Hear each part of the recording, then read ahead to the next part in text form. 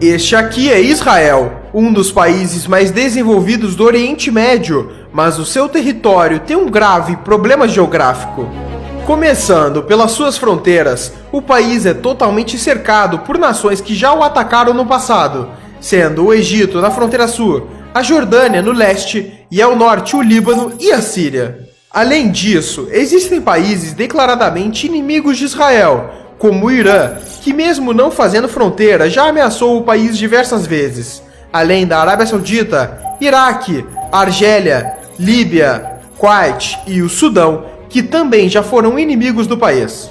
Isso sem falar dos conflitos internos que acontecem com a Palestina na faixa de Gaza e na Cisjordânia. E um dos motivos para isso acontecer é que todo esse território é muito estratégico, dado que aqui temos o Levante, uma região que se estende desde o Oriente Médio até o sul dos Montes Tauro na Turquia, sendo limitado a oeste pelo Mar Mediterrâneo e a leste pelo deserto da Arábia e da Mesopotâmia.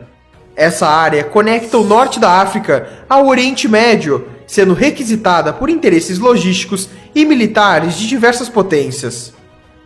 E o outro motivo de ser uma área de conflitos é pela questão religiosa, já que Israel concentra alguns dos principais centros históricos para o judaísmo, islamismo e o cristianismo.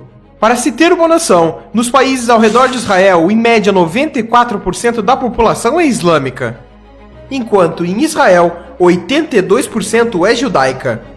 E para entendermos mais a fundo o problema geográfico de Israel, temos que olhar a sua história.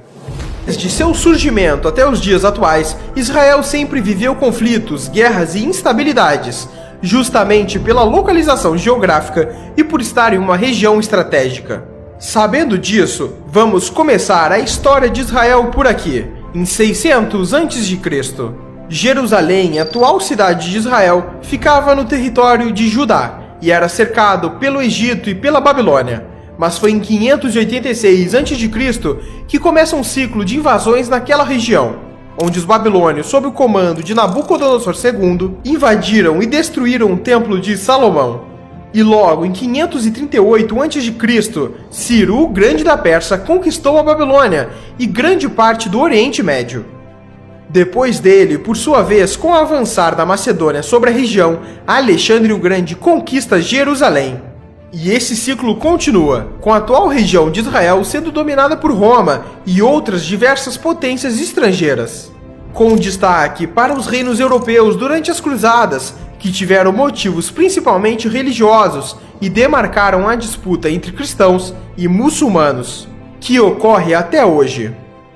Mas foi só em 1948, com a saída dos britânicos, que Israel proclamou sua independência. Mas ao fazer isso, países árabes como Egito, Jordânia, Síria, Líbano e Iraque não poderiam ver um Estado judeu no Oriente Médio e invadiram o país por todas as suas fronteiras, começando assim a Guerra Árabe-Israelense.